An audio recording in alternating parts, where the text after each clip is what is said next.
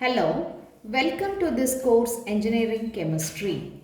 Lecture 1, Water and its Treatment. We know that water is the most important compound for the existence of human beings, animals and plants. About 80% of the earth's surface is occupied by water. So the main sources of water are the river, lake water, rainwater, well and sea water. Among the above sources, the rainwater is the purest form of water, but it is very difficult to collect, whereas the seawater is the most impure form. So the surface and underground water normally used for the domestic and industrial purpose. Such water must be free from undesirable impurities. So the process of removing impurities from the water sample and it's also make it for domestic and industrial purpose is called water treatment. So in this lesson we are going to discuss about what is water, what are the types of waters and what are the types of hardness, why the water is become hard and how to treat its water, its hardness. So let us see one by one. Before treating the water, we should know about the nature as well as the amount of impurities in water. We know that there are two types of waters are available. One is soft water, another one is drinking water.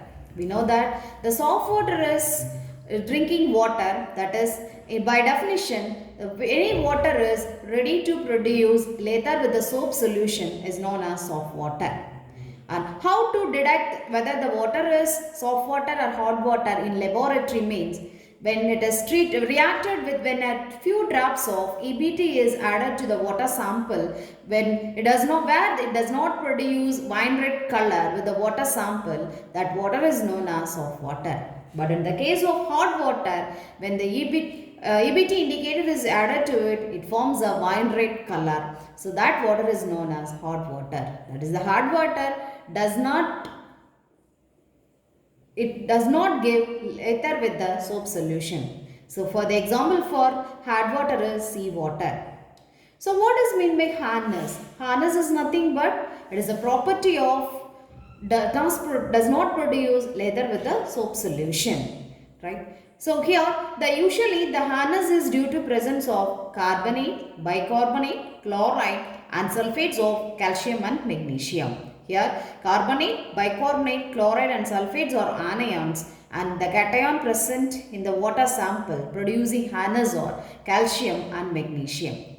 So based on this dissolved salt, again the hardness is classified into two types. One is temporary hardness and another one is permanent hardness. The temporary hardness is otherwise known as carbonate hardness and the permanent hardness is otherwise known as non-carbonate hardness. So the temporary hardness is due to the presence of carbonate, bicarbonate of calcium and magnesium. Such type of hardness we can be removed easily by using easy method. When you are boiling the water, the hardness producing salts can be removed easily. In the other case, when you add lime water, the temporary hardness producing salts can be removed. In the permanent hardness cannot be removed by boiling, so we have to adopt different method for removing the permanent hardness. One of the method is lime soda process and another one is zeolite process. In the temporary hardness, when your hard water sample containing sodium bicarbonate as a hardness producing substance, when it is subjected to heating, the bicarbonate is converted to calcium carbonate, water molecule and carbon dioxide gas get evolved. The calcium carbonate is deposited as a precipitate which is filtrate out. In the other case, in the lime water, when you are adding lime water to the water sample, for example, magnesium sulfate is your hardness producing substance, then it is converted to calcium sulfate plus magnesium hydroxide. So the magnesium hydroxide is precipitated and we can remove it easily.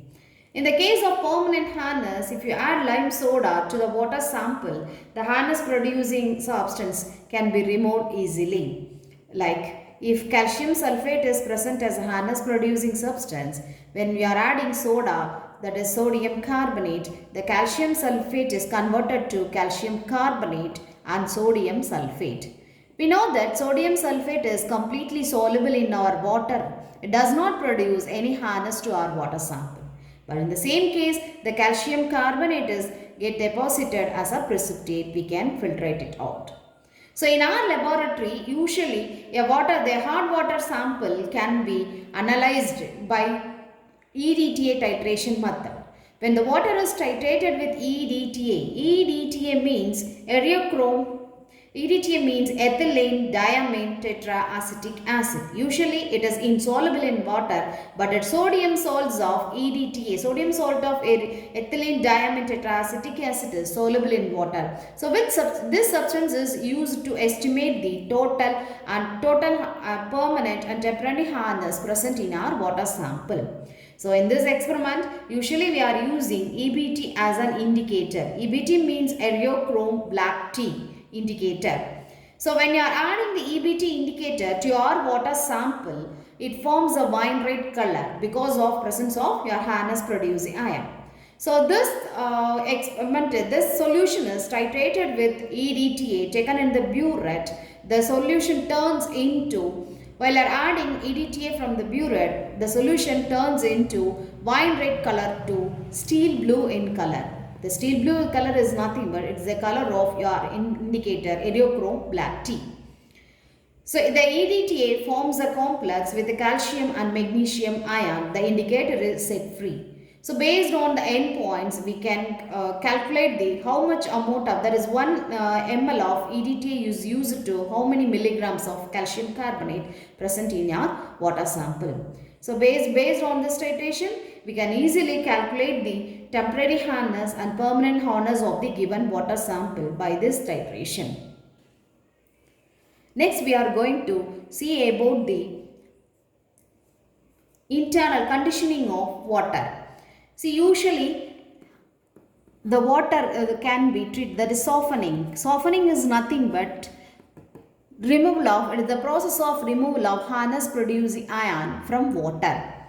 So the hardness of water can be softened by two methods. One is internal treatment and another one is external treatment. The hardness of water can be usually expressed in terms of calcium carbonate equivalent. Calcium carbonate equivalent is nothing but if your water sample containing magnesium sulfate or any other component, magnesium sulfate or magnesium chloride or calcium carbonate or calcium chloride, the hardness is always expressed in terms of calcium carbonate equivalent because the molecular weight of calcium carbonate is 100 and the equivalent weight of calcium carbonate is 50. So both the numbers are easy, whole numbers, it is easy for the calculation purpose. And one more point, the calcium carbonate can be precipitated easily. So the hardness of water can be expressed by using two terms. One is ppm and another one is milligrams per liter. So the ppm is nothing but parts per million. Milligram per liter is the number of milligrams of calcium carbonate present in 1 liter of water. Thank you.